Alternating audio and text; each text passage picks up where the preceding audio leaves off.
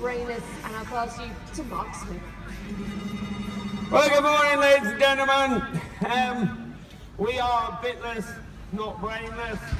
When they first, we started off life as a team chase team, and so when they asked me to come and do this, I thought it might get a bit boring if you just saw us jump hedge after hedge after hedge, because one hedge is much the same as another. So what we thought we'd do was to show you some of the training that we do bitless. What we aim to show you is that at an amateur level, anything that you can do with a bit, you can do without a bit. I actually train event horses for a living. I do bitless as a bit of fun, but very often the two things overlap. We'd like to start off today by showing you a bit of bitless dressage. 2 weeks time, there is the Bitless Dressage Championship of Great Britain down the road at Abingdon. Full details available from the Bitless Not Brainless stand. There's also the Bitless Show Jumping Championship of the country that same day, Saturday the 30th. Full details over in the Bitless stand. We're going to start off by showing you a little bit of dressage. I did think we might get a Grand Prix horse, but then I thought, no, I think it would be, with the audience we have here, I thought if we could show you an amateur rider. Lauren is just 18 years old, she just finished doing her A-levels. This is the first horse she's ever had as opposed to ponies. He's 17 years old. He took her to the Babington Grassroots final last year, and she's going to do a B100 test that hopefully you can all relate to. You probably know the test, and you can see yourself perhaps being able to do something similar. It isn't that much different from riding with a bit. To talk you through the test, we have List 1 dressage judge, Debbie Lush is here, PD List 1 judge, so she can judge at any level internationally. She's going to talk you through what Lauren's doing in her test, and she is also going to be the judge in a fortnight's time at the Bitless Championship. So, without further ado, I'll pass you over to Debbie. Morning, everyone. We hope you'll find this an interesting demonstration, just really to show that you can still guide a horse just as successfully with or without a bit, because it's all about body position and weight aids. If you have a bit in the horse's mouth, that should be a very minor piece of your aiding, not a major piece. So taking the bit away gives you a chance to actually find out how good your steering is and your aids, the transitions are, without that extra bit of control. So, Lauren's going to ride through the test. The horse has done the test 4 days in a row now. He rather starts to know it, and I'm hoping that after 4 days she's got this perfected. We just hope that today he's not going to be too bored. So, whenever you're ready, Lauren, just ride through the test. I'm going to talk through it and tell you what's happening and what can be changed to make it a little better, and then we'll just have a little look at the aiding afterwards.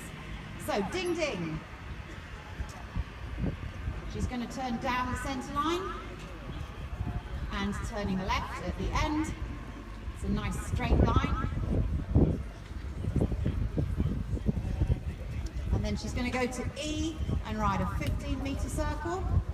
15 metres is 3/4 of the way across the school, so that takes some judgment. That's it. That's quite a nice size circle now. I'd love to see the horse with just a little bit more inside bend, and that means he has to be a little bit more off the inside leg. So now she's going to turn down the centre line again. Same thing there in the turn. She rides an accurate test, but I'd like to see a little bit more supple bending. She's going to turn to the right this time, and then go to B and ride again the 15-metre circle. Horses always bend better one way than the other, and he likes to go round to the right rein, sometimes a little bit too much with his neck. So there, I will be happy with that degree of bend for that circle. probably be a mark higher than the previous one. Okay, now he's going to come into the walk. Am I wrong? Oh yes, the diagonal foot. I don't know this test. I don't judge horse trials tests. Okay, so now he's going to come into the walk, I think. Good. And you can see she's come to a halt at C. Quite easy to actually aid the horse to come to the halt even without the bit, because it depends on the upper body position, the weight in the saddle, and what you do with your legs, not what you do with your hands. So now she's going to go for a free walk on a long rein, and he's going to take the rein and stretch down and walk out in a nice march. I'd love to see him putting his head down a little bit more, but he just wants to do a bit of sightseeing because he really has got a bit bored with this test now. Doing the same test 4 days in a row is really quite unusual, and I can imagine that will be quite boring for a horse. It's not something that we would normally do, is drill the horse that often. Very nice transition to trot and into the canter, and then she's going to ride a 20-metre circle at E. No, let's see. You see how well I know the test. That's it. So here we have again the nice bend. Horse coming round the circle quite nicely. Maybe a little too much neck bend. It's going to change the rein on the diagonal and trot at X. I can remember this bit. Yeah, and very nice, accurate, nice smooth downward transition. Remember that this is all being done without a bit. Nice transition to the canter. She's going to canter down the long side. I'd say a little bit of a wobble bar past F. We've got it back and organised again. Now she's going to make a 20-metre circle at C. And Lauren has improved and learned from yesterday's lessons, which was all about turning the upper body to help the horse make the bend. So back across the next diagonal. And again, a trot transition at X. A little bit on his forehand this time, but still very accurate. Coming down the centre line, he's just getting a little bit too deep now because he's getting a little bit tired and a little bit bored. And then forward to the transition to halt. Thank you very much. Okay, so you can clearly see that Lauren can steer the horse and guide him and make the transition aids on all of this without a bit. And it is all down to what you do with your body and your weight. So as she walks around here on a free walk on a long range, she can do what I would suggest that some of you try at home. Just turn your shoulders a little bit more, Lauren, and actually guide him round into the circle. Just look a little bit more round to the right. That's it. So as she turns her body, do you notice how the horse is turning his upper body, his body, he's turning his shoulders, he's coming round on the circle. As you might meet X, turn your shoulders to the left and go round the other way. Because what you do with your body, the horse will do with his. So as she turns her body to the left, it might take him a moment or two to get there, but yeah, there we go.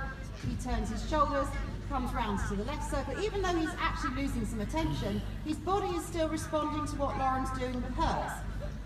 Her weight is a little bit in her inside stirrup, and that's also helping him to turn.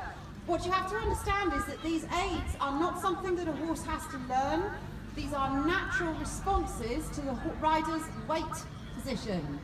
Okay, so as you put your weight to the inside, just step on your inside stirrup for a moment and turn your shoulders. Yeah, and he's just starting to turn because the horse's body will always move to stay underneath the rider's weight. And this is something that we have to work with, not work against. So if you try turning and aiding your horse and asking him to turn onto a circle, when your weight is in the wrong place, you actually compromise his body's natural responses, and the only way he can turn is to stiffen his body up, and that of course is exactly the opposite of what we want, because we want him to stay supple and loose and elastic. That's it, and then to put your weight over to the right and turn to the right. So she's stepping down in the inside stirrup, his body is turning to stay underneath her.